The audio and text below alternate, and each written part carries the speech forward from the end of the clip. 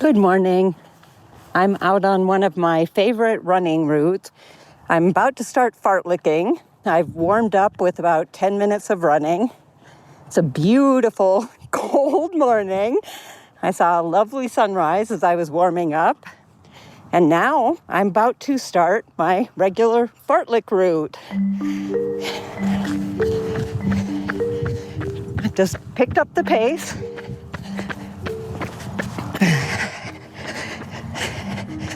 I'm going to be running to the next cross street here, which is one of my longer little fartleks. This is Gretchen Reynolds. She writes about exercise for The Post. And recently, she wrote about a way to make your workouts more efficient. It's called the fartlek. Okay. I'm coming up to the crossroad, and now I'll slow back down.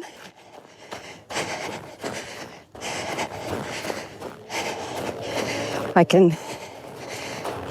feel my heart rate slowing somewhat. It's a little rest period.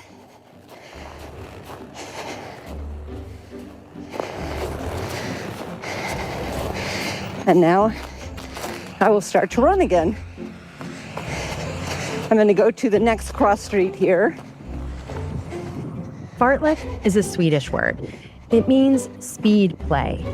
Basically, whether you're walking or biking or jogging or running, you just increase your speed for a short period of time and then come back down. Some of my fartlek intervals are longer than others. Some are shorter. It's all fine. You do whatever you want to do, or as long as you want to do it, or it's short.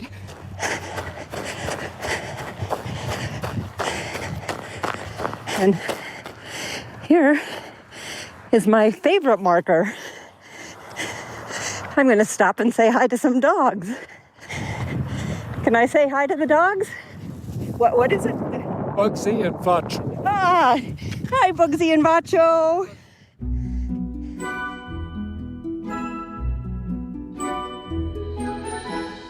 We're well into February, and most studies show that the vast majority of people have already given up on their New Year's resolutions by now. But no fear. If you started the year with some big fitness goals, Gretchen says you can get back on track. And the fartlek can help. Plus, it's pretty fun to say. Is it fartleking? Like, how do you say this word? Since I don't speak Swedish, I'm assuming it is fartlek. But that's certainly how I pronounce it, is fartlek. I want all of my exercise routines to be hilarious. From the newsroom of The Washington Post, this is Post Reports. I'm Elahe Izadi. It's Monday, February 17th. Today, Gretchen explains why adding the fartlek to your workouts is so effective. Plus, she shares some surprising new fitness science.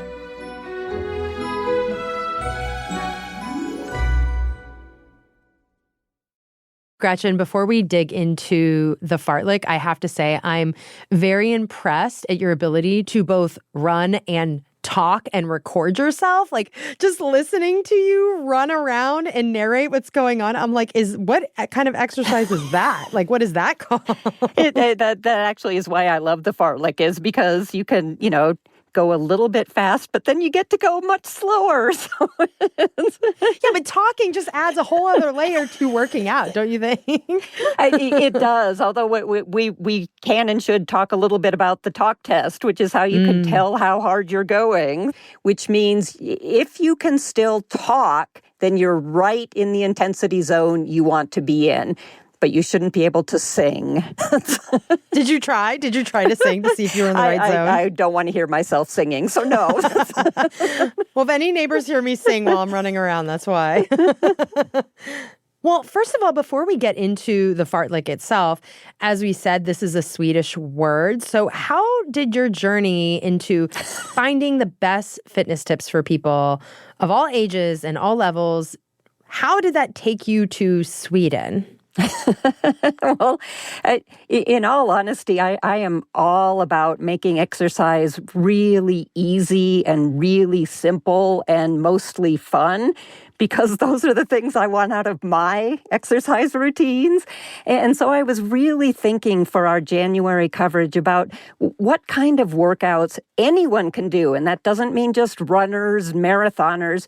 Almost anyone could do to make their exercise a little bit more effective and a lot more fun. And that brought me to the fartlek, which I honestly started doing during the pandemic when I couldn't go to a gym. Mm-hmm. And I realized I needed to find a way to make my own workouts both occasionally a little bit harder, but mostly entertaining. And so I did start fartleking. So you started doing it. Well, can you just break down for me, what exactly is fartleking? Fartleking is a very informal version of interval training. And anyone who's done any kind of sports knows interval training and probably dreads interval training. Interval training just means you really go hard for a set period of time, usually a minute, maybe 2 minutes.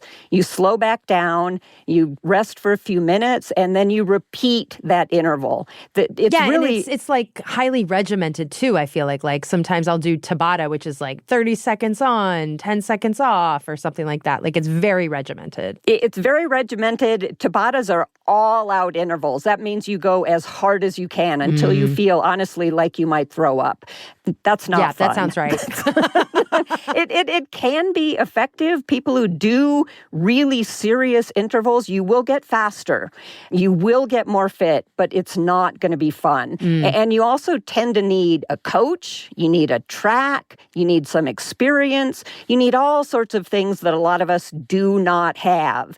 So that's the really great thing about fartleks, is that they are a version of interval training that almost any of us can do, and can do where we live. We can do it right outside of your house, because all you need to do is go out, warm up for a few minutes so that your body is ready, and then whether you're walking or running or biking or whatever activity you like, pick up the pace.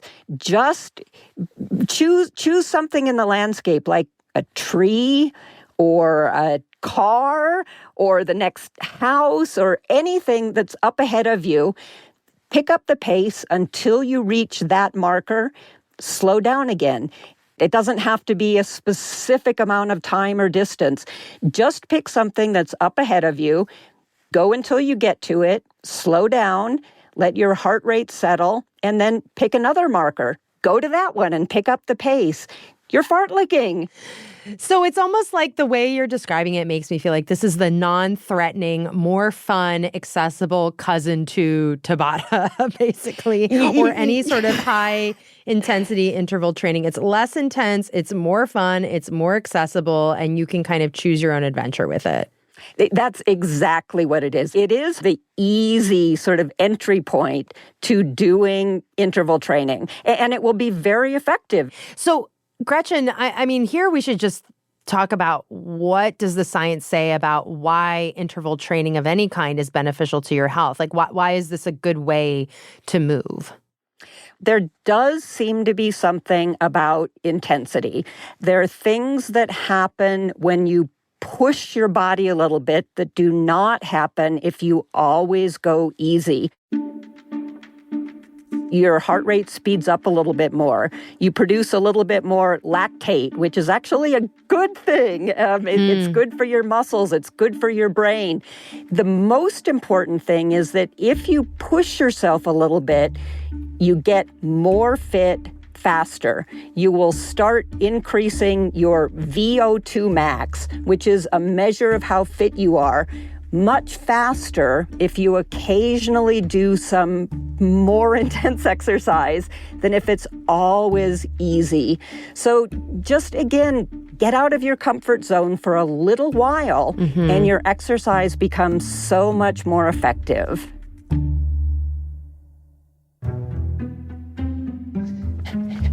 Okay, I'm on my what's about to be my last fartlek interval. I'm going to go from one tree to another tree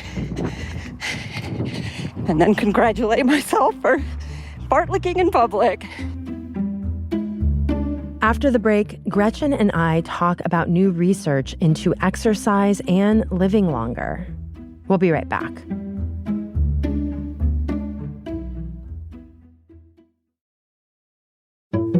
I'm Jessica Contreras, and I'm a reporter at The Washington Post.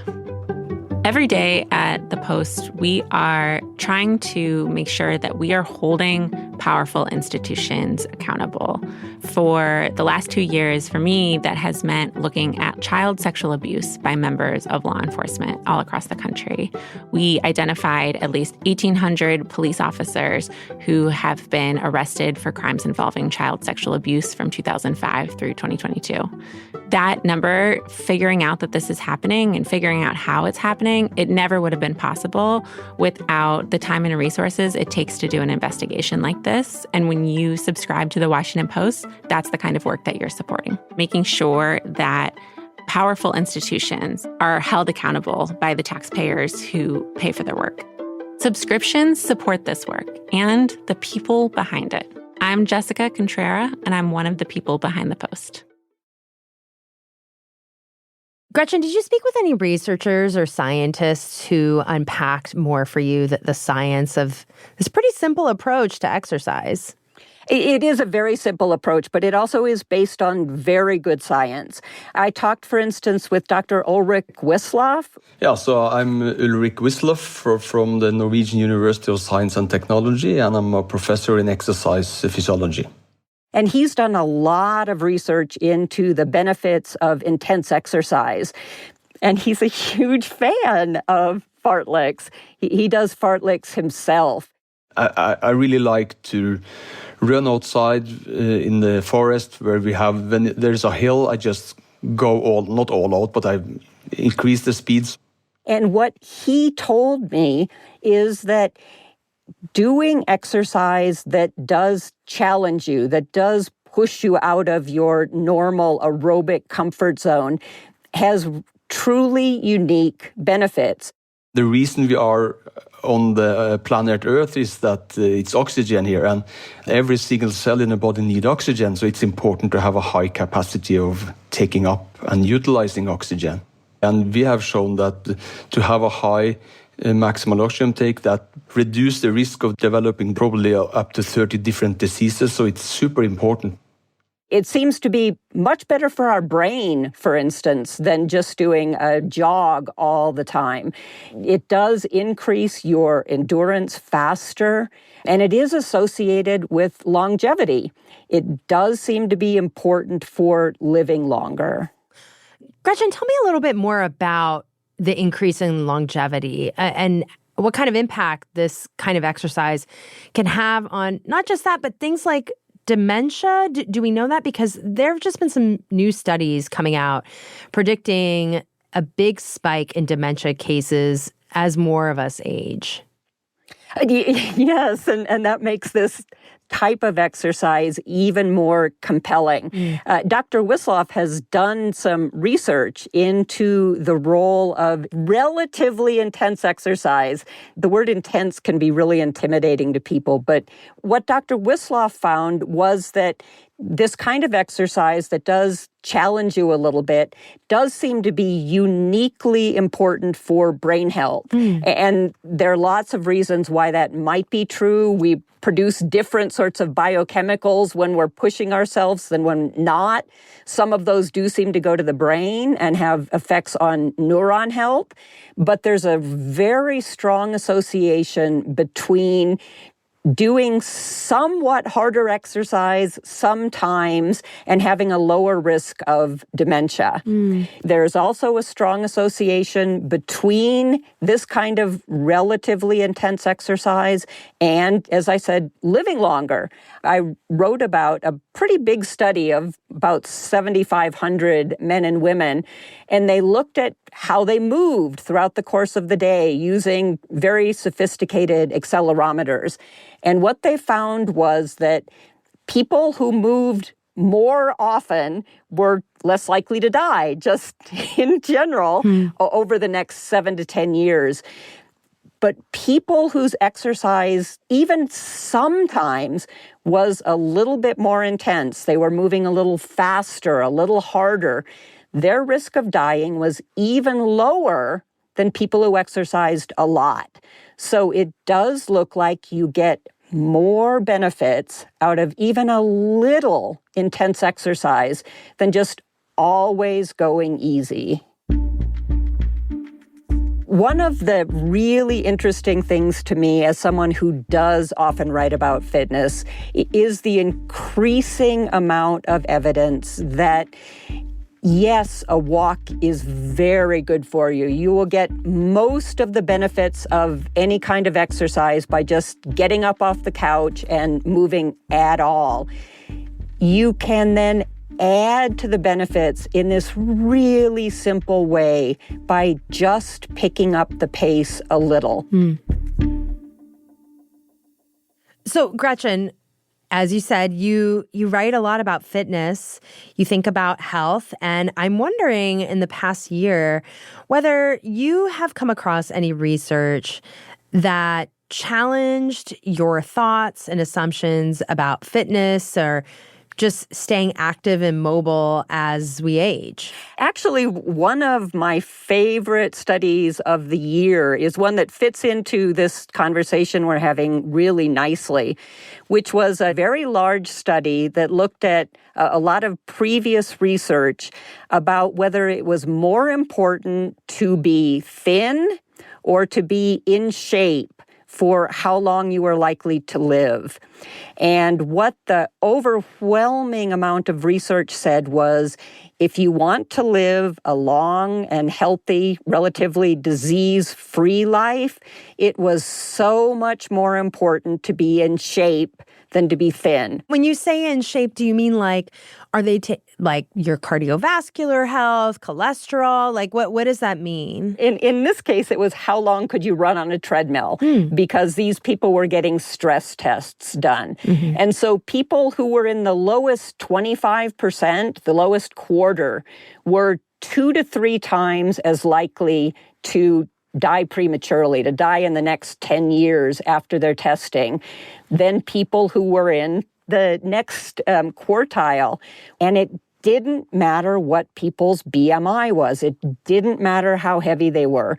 People who were quite heavy but were aerobically fit had a much lower risk of dying young than people who were thin but had really poor aerobic fitness. So to me, that was really inspiring. Even if you could move yourself from being in the lowest quarter of fitness to being 26%, that dropped people's risks of dying by half. Wow. And that's really achievable, especially if you fartleks. Yeah. Yeah, and it just goes to show you can't look at someone or look at yourself and make an assumption about your health based on how you appear. No, and it also does mean if you are picking your goals, resolutions, all of that for the coming year, honestly, I mean, I think it's totally fine that if anyone wants to lose weight, that's great. I applaud you. But if you're thinking about the one thing you can do for yourself that will probably improve your health and your lifespan the most, it is raising your endurance by any amount. So on that note, Gretchen, before we go, a lot of people have entered the new year thinking about how they do want to make some kind of change to their fitness and health. And let's say someone does want to improve their endurance or tackle any other sort of goal, but they find it overwhelming or difficult to do or sustain because they feel busy or, we just all get so taxed as obligations pile up. So we've spent a lot of time talking about fartleking as one very actionable way people can do this for themselves. Is there any other tip or any other tips you have that people can try as soon as they're done listening to this podcast to get healthier? Well, one of them that I strongly recommend is we recently published a 7-minute workout that is based on interval training, but is really simple and that you can do in your living room. You can do it in your office cubicle. Wait, Gretchen, didn't you popularize the idea of the 7-minute workout? Isn't this like your thing? It is. I do the 7-minute workout whenever I'm really busy or when I'm traveling or when I am writing, spending all my time writing about exercise and not doing any, because it is very short. And again, this is based on how interval training makes even a small amount of exercise more potent. So in this case, you can do 7 minutes of exercise and get both endurance and strength training. And we published one already, and over the next 3 months, we're going to be publishing several more, including a gentle 7-minute workout for people who might have mobility issues. And we're also going to publish one for people to do with their kids. So watch for all of that. That's great. So there's options for everyone. I love it. Well, Gretchen, I think I'm going to fartlek on my walk home today. I'm going to start right now. No better time than the present. And tell all your friends. I always tell my husband I'm going to go off to fartlek, and he just rolls his eyes at me. Gretchen, thanks so much for joining me. I so appreciate it. Thanks so much for having me.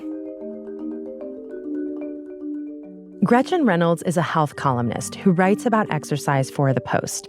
We'll include a link in our show notes to the 7-minute workout Gretchen mentioned. It's really a great way to improve your fitness with just a very short amount of time. That's it for Post Reports. Thanks for listening. This episode was produced by Alana Gordon. It was edited by Maggie Penman and mixed by Sam Baer. Thanks to Anjuman Ali. I'm Elahe Izadi. We'll be back tomorrow with more stories from The Washington Post.